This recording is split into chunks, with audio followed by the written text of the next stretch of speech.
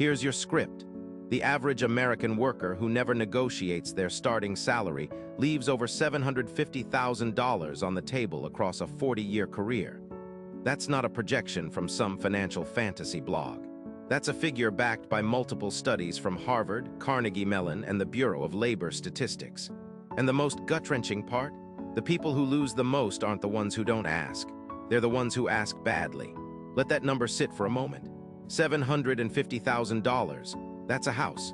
That's your kid's college fund. That's retirement security. And it evaporates not because you weren't qualified enough, not because the market didn't support it, but because you walked into a negotiation room without a plan and accepted the first number that came out of someone's mouth. A 2023 survey by Salary.com found that 84% of employers actually expect candidates to negotiate. 84%. The hiring manager is literally waiting for you to push back. They've budgeted for it, and you're sitting there saying thank you and walking out the door. Meanwhile, a study from the National Bureau of Economic Research showed that women and people of color negotiate starting salaries at significantly lower rates than their white male counterparts, which means the pay gap isn't just about discrimination in offers. It's about the silence that follows them. Every time you don't negotiate, you're not just losing money this year. You're resetting the baseline for every raise, every bonus, every future job offer that references your previous salary. It compounds, it metastasizes, and by the time you realize what happened, you're 15 years into a career earning 20 to 30% less than you should be. So here's what actually works. Not theory, not motivational fluff. The real mechanics of salary negotiation that top performers, recruiters, and compensation consultants use every single day. First, you need to understand the single most important concept in any negotiation: BATNA. Best alternative to a negotiated agreement. Before you ever open your mouth about money, you need to know what happens if this deal falls apart. Do you have another offer?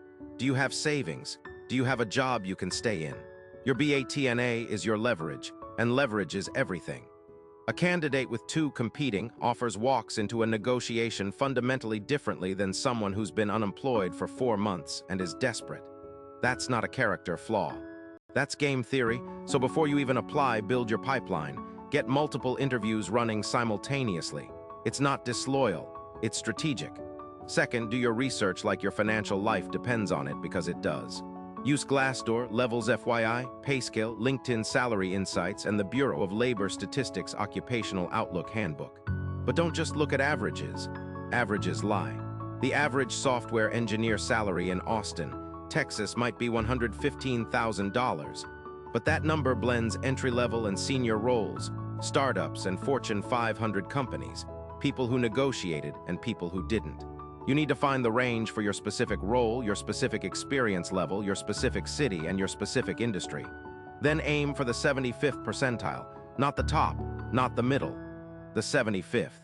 That's where you signal confidence without pricing yourself out. Third, timing is everything. Never discuss salary first. If a recruiter asks about your expectations in the first screening call, deflect with something like, "I'd love to learn more about the role and the full compensation package before discussing numbers. Can we revisit this once we've established mutual fit?" This isn't evasion, it's positioning. The moment you name a number first, you've anchored the conversation around your number, and it's almost always too low. Research from the Journal of Applied Psychology shows that the first number mentioned in a negotiation becomes the gravitational center for everything that follows. Let them make the offer. Always. Fourth, when the offer comes, pause, literally pause. Say, "Thank you, I appreciate the offer. I'd like to take some time to review the full package." This does two things. It signals that you're thoughtful and serious, and it breaks the psychological momentum of the moment. Most people accept on the spot because of social pressure. Don't. Take 24 to 48 hours. Use that time to prepare your counter. Fifth, counter with a range, not a single number. If they offer $95,000, your counter should be something like, "Based on my research and the value I bring, I was expecting something in the range of $108,000 to $115,000. Notice you didn't say $108,000.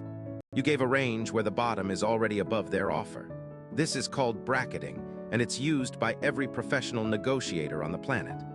The final number will almost always land near the bottom of your range, which means you just gained $13,000. Sixth, negotiate the whole package, not just base salary. Signing bonuses, equity, remote work flexibility, professional development budgets, extra vacation days, relocation assistance. A 2022 report from Robert Half found that 58% of workers would accept a lower base salary for better benefits. Know what matters to you and trade accordingly. If they can't move on base salary, push on equity or a guaranteed review at 6 months with a defined raise structure. Seventh, get everything in writing. Verbal promises evaporate.